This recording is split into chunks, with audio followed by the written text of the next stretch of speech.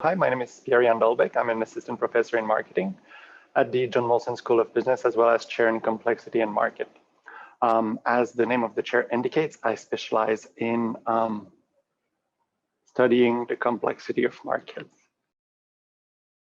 Typically, complexity in a market is thought of as a tension between two competing ways of conceptualizing how we should be doing something. For example, in the fashion market, you have fashion designers who think that clothes should be art, and you have companies that make clothes to make money. And that tension exists in many cultural fields. So my research looked at how this tension operates and how it leads people in markets to act in certain ways. So I have two examples. So a first example would be I'm doing a project at the moment on the marketization of education. We're looking at religious schools in Brazil. Schools now in Brazil have to compete against one another, and there's also has been a decline in government investment in schools. So they also have to compete even more in order to attract students.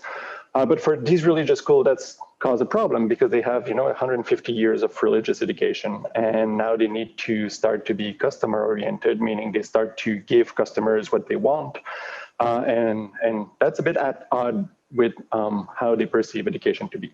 So how do schools resolve that tension? So that's kind of a first way of kind of understanding complexity and how it leads actors, in this case organization, to act differently in a market. Another thing that I'm looking at the moment is the emergence of third wave coffee over the last 20 years. And again, we see this tension in the coffee market between firms like, let's say, Van Hout, who wants to make money by selling coffee, and maybe more specialized firms or like smaller coffee shops or micro roasters, who obviously also wants to make money, but whose main interest is to kind of give the best taste possible to coffee. And here we find that these third wave coffee firms continuously innovate in the way that we have to understand coffee, and we have stuff like flat whites that have appeared over the last 20 years in the market. Third wave actors have brought such innovations to the market, and they've been kind of adopted by commercial actors like Van Hout in a slightly different way. And then the role of Van Hout is to kind of help commercialize, make these innovations more efficient. Many ways to understand complexity. A few examples of how this plays in market and that's my main topic of interest. So I did my PhD at the Schlick School of Business, mostly, as a PhD student trying to figure out what am I going to research. I became interested in studying the way that culture was co-opted by commercial interest. One of my mentors at the time was really pushing this new stream of this new perspective, if you may, on culturally informed qualitative research and marketing around markets. And I kind of joined my previous interest of trying to understand the tension between the cultural and the commercial with this new approach to understanding institutions, in my case, markets, and created this tagline, I explain complexity. In my field, you have people who will concentrate on, let's say, an anthropological approach to understand how consumption operates. A lot of people did that in the 80s and 90s. In the 2000s, we moved to more of a structuralist or post-structuralist approach. And what I mean by that is, let's say, how are ideologies impacting the way that we consume? So if you think of people who buy a Hummer, well, they'll buy a Hummer to represent who they are as a person, and who they are as a person will be anchored in, let's say, American exceptionalism.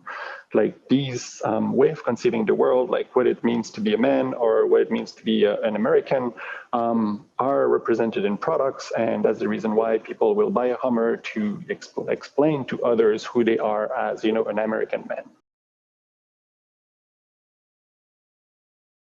So either a personal relationship, as long as it fits my my main research topic. So there needs to be a complexity angle that I can give it twist to the project, or I'm interested in a phenomenon and I go and I research that phenomenon. 3 years ago, I was traveling in Southeast Asia, and I know I sound like a coffee snob, but whenever I'm abroad, I'll Google what is the best coffee in town, and then I'll identify 5 to 7 coffee shops, and I'll go and I'll taste their coffee. And in the process of doing that, I passed a little stand that were serving traditional Indonesian coffee for like 40, 50 cents. Then I entered in the coffee shop I wanted to, and they had this coffee machine that's a $20,000 coffee machine, and I paid $5 for my flat white with the nice little swan in it. And I'm like, how the hell does this happen? Like, first, how did I become such a coffee snob?